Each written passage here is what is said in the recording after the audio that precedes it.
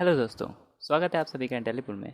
मैं हूं आपका गाइड और आज हम पढ़ने वाले हैं number 1 difference between pre increment decrement and post increment decrement और नंबर 2 टाइप कन्वर्जन। तो शुरू करते हैं difference between pre and post increment decrement से। हमने अर्थमेटिक ऑपरेटर्स वाले चैप्टर में इंक्रीमेंट एंड डिक्रीमेंट ऑपरेटर्स के बारे में पढ़ा था। इंक्रीमेंट ऑपरेटर वेरिएबल की वैल्यू में 1 ऐड कर देता है, वहीं डिक्रीमेंट ऑपरेटर वेरिएबल की वैल्यू में से 1 सब्ट्रैक्ट कर देता है। इनकी फंक्शनैलिटी के हिसाब से इन्हें फर्दर 2 कैटेगरीज में बांटा गया है, प्री एंड पोस्ट।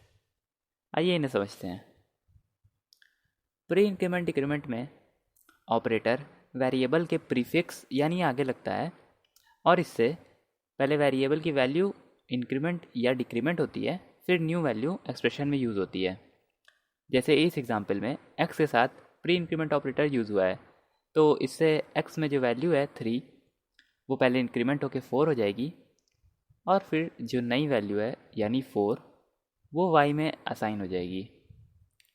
इस एक्सप्रेशन को अगर हम ब्रेक करें तो कुछ ऐसा लिखा जाएगा, पहले x इंक्रीमेंट हो रहा है, फिर नई वैल्यू y में असाइन हो रही है, और ये रहा फाइनल आउटपुट। प्री डिक्रीमेंट भी सेम ही है। जैसे इस एग्जांपल में x में जो वैल्यू है 3 वो पहले डिक्रीमेंट होकर 2 हो जाएगी और फिर नई वैल्यू यानी 2 y में असाइन हो जाएगी।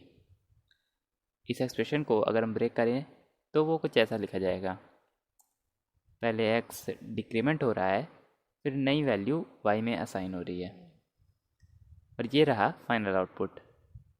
अब बढ़ते हैं नेक्स्ट ऑपरेटर की तरफ।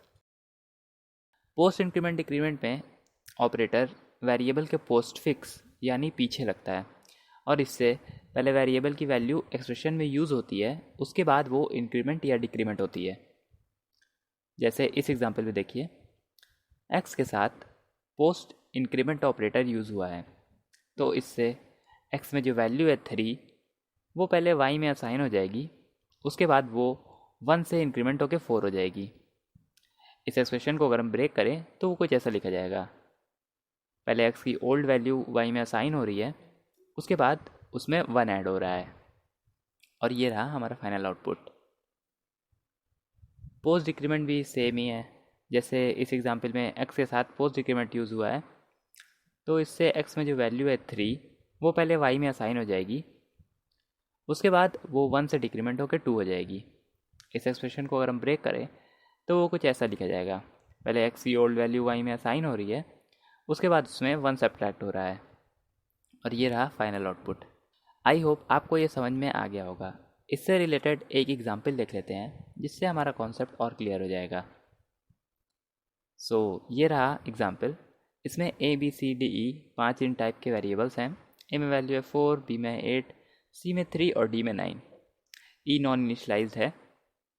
उसके बाद नेक्स्ट लाइन में ये एक्सप्रेशन है, इसमें कई ऑपरेटर्स यूज़ हुए हैं, तो पहले इसे बड़ा कर लेते हैं। ये रहा हमारा एक्सप्रेशन और ये रहे हमारे वेरिएबल्स। ऑपरेटर प्रेसिडेंस के हिसाब से सबसे पहले पोस्टफिक्स एक्सप्रेशन सॉल्व होंगे, तो यहाँ पे a++ और c माइनस पहले सॉल्व होंगे। अब क्योंकि ये पोस्टफिक्स हैं तो पहले इनमें जो वैल्यू है वो एक्सप्रेशन में यूज़ होगी, उसके बाद a की वैल्यू इंक्रीमेंट होकर 5 हो जाएगी और c की वैल्यू डिक्रीमेंट होकर 2 हो जाएगी। इसके बाद प्रीफिक्स का नंबर आएगा, तो ये दोनों सॉल्व होंगे, और प्रीफिक्स होने की वजह से इनमें जो वैल्यू है पहले वो चेंज होगी, तो b में हो जाएगा इंक्रीमेंट होकर 9 और d में डिक्रीमेंट होकर 8 हो जाएगा। उसके बाद न्यू वैल्यू एक्सप्रेशन में यूज़ होगी, उसके बाद तो मल्टीप्लाई, फिर एडिशन और लास्ट में सब्ट्रैक्शन, तो हमारा फाइनल रिजल्ट आएगा 23 और ये ई में असाइन हो जाएगा। तो इसी के साथ आज का पहला टॉपिक ख़त्म हो गया। अब बढ़ते हैं अपने नेक्स्ट टॉपिक की तरफ, जो कि है टाइप कन्वर्जन। टाइप कन्वर्जन एक तरह के ऑपरेशंस होते हैं जिससे हम डेटा का टाइप चेंज कर सकते हैं। लेकिन हमें इसकी ज़रूरत क्यों पड़ी? हमारे पास अलग अलग डेटा टाइप्स हैं, हम उन्हें यूज़ कर सकते हैं। तो इस एग्जांपल में देखिए, यहाँ पे मैं 5/2 का रिज़ल्ट स्क्रीन पे प्रिंट करा रहा हूँ। इसका आउटपुट तो 2.5 आना चाहिए, लेकिन जब मैं प्रोग्राम रन करा रहा हूँ तो इसका आउटपुट सिर्फ 2 आ रहा है, उसके आगे 0.5 नहीं लगा है। ऐसा इसलिए हुआ क्योंकि 5 और 2 दोनों ही इंटीजर्स हैं, और इन पर जो भी ऑपरेशंस परफॉर्म होंगे उसका रिज़ल्ट भी एक इंटीजर ही आएगा। इसलिए 2 के आगे का 0.5 ट्रंकेट हो गया है, यानी हट गया है। ऐसी सिचुएशंस पर ही टाइप कन्वर्जन काम आता है। यहाँ पर अगर हम 5 में 0.0 ऐड करके इसे फ्लोट में चेंज कर दें तो 2 भी ऑटोमेटिकली फ्लोट में चेंज हो जाएगा और फाइनल रिजल्ट 2.5 आ जाएगा। अब ये सब होता कैसे है उसे आगे देखते हैं। टाइप कन्वर्जन दो तरह के होते हैं, इम्प्लिसिट और explicit. Implicit type conversion compiler द्वारा परफॉर्म किए जाते हैं कुछ प्री डिफाइंड रूल के तहत। जैसे पिछले एग्जाम्पल में 2 जो था वो इम्प्लिसिटली फ्लोट में कन्वर्ट हो गया था, यानी ऑटोमेटिकली कंपाइलर द्वारा वो फ्लोट में कन्वर्ट हो गया था। इम्प्लिसिट टाइप कन्वर्जन के भी फर्दर 2 टाइप्स हैं, ऑटोमेटिक टाइप कन्वर्जन और टाइप कन्वर्जन इन असाइनमेंट। अब दोनों को एक एक करके देखते हैं। ऑटोमेटिक टाइप कन्वर्जन में रैंक सिस्टम यूज़ होता है। यहाँ पे लोअर रैंक के ऑपरेंड का जो टाइप होता है वो हायर रैंक के ऑपरेंड के टाइप में कन्वर्ट हो जाता है। जैसे अगर एक ऑपरेंड फ्लोट है और दूसरा इंट, तो इंट वाला ऑटोमेटिकली फ्लोट में कन्वर्ट हो जाएगा क्योंकि फ्लोट इंट से हायर रैंक पे है। अब क्योंकि इंट लोअर रैंक से हायर रैंक पे जा रहा है, इसका मतलब उसका प्रमोशन हो गया है। एक बात और ध्यान देने वाली है कि ऑटोमेटिक टाइप कन्वर्जन में हमेशा प्रमोशन ही होता है, कभी भी किसी का डिमोशन नहीं होगा। अब आ जाते हैं इम्प्लिसिट टाइप कन्वर्जन के दूसरे पार्ट पे, जो कि है टाइप कन्वर्जन इन असाइनमेंट। अगर किसी असाइनमेंट ऑपरेशन में 2 अलग अलग टाइप के ऑपरेंड्स हैं तो हमेशा राइट वाले ऑपरेंड का टाइप लेफ़्ट वाले ऑपरेंड के टाइप में चेंज हो जाता है। अब यहाँ पे 2 पॉसिबिलिटीज़ हैं।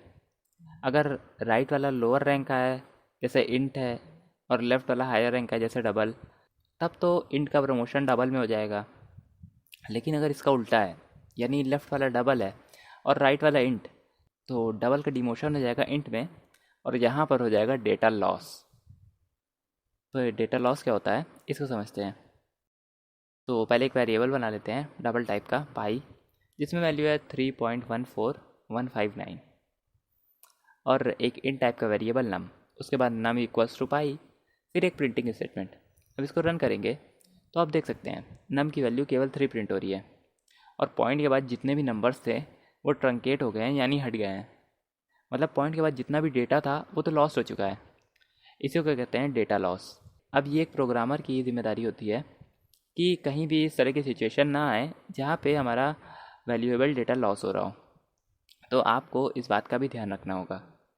इसी के साथ बढ़ते हैं अपने नेक्स्ट पार्ट पे, जो कि है एक्सप्लिसिट टाइप कन्वर्जन, और इसी को कहते हैं टाइप कास्टिंग। कभी कभी ऐसी सिचुएशंस आ जाती हैं जहाँ पर automatic type conversion desired output नहीं देता है, तो वहाँ पर हम मैनुअली टाइप कास्ट का यूज़ कर सकते हैं। जैसे इस एग्जांपल में z एक फ्लोट वेरिएबल है और उसमें a डिवाइड बाई b का रिज़ल्ट असाइन हो रहा है। यहाँ पे जो हमारा एक्सपेक्टेड आउटपुट है वो है 1.33 समथिंग, लेकिन हमें जो रियल आउटपुट मिलेगा वो होगा सिर्फ 1। इस सिचुएशन को टाइप कास्ट की मदद से सॉल्व कर सकते हैं। आइए देखते हैं कैसे। अगर हम एक्सप्रेशन में a से पहले ब्रैकेट के अंदर फ्लोट लिख दें तो इससे हमारे कंपाइलर को पता चल जाएगा कि a को इंट नहीं बल्कि फ्लोट की तरह का ट्रीट करना है। और अगर a फ्लोट हो जाएगा तो ऑटोमेटिकली b का भी प्रमोशन हो जाएगा और फाइनली ये इंटीजर डिवीजन से चेंज होकर फ्लोट डिवीजन हो जाएगा और हमारा एक्सपेक्टेड आउटपुट हमें मिल जाएगा। इस तरह के टाइप कास्टिंग को सी स्टाइल कास्टिंग कहते हैं, जिसमें हम डेटा टाइप को ब्रैकेट के अंदर लिखते हैं। टाइप कास्टिंग का एक और तरीका होता है फंक्शन स्टाइल कास्टिंग। इसमें हम वेरिएबल को ब्रैकेट्स के अंदर लिखते हैं और डेटा टाइप को उसके प्रीफिक्स में। अब ये टोटली हमारे ऊपर है कि हम सी स्टाइल कास्टिंग यूज़ करते हैं या फंक्शन स्टाइल, दोनों का काम सेम होता है। तो आज के लेसन में इतना ही। मुझे पता है ये थोड़ा कन्फ्यूजिंग है, इसे और सही से समझने के लिए आप इन क्वेश्चंस को ट्राई कर सकते हैं। ये आपकी अंडरस्टैंडिंग को भी बढ़ाएंगे और इससे आपकी अच्छी प्रैक्टिस भी हो जाएगी। सो अगर आपको आज का लेसन पसंद आया हो तो वीडियो को लाइक और चैनल को सब्सक्राइब ज़रूर कीजिएगा, और हाँ, वीडियो को शेयर भी ज़रूर कीजिएगा। जल्दी मिलूँगा अगले लेसन में, तब तक के लिए बाय बाय।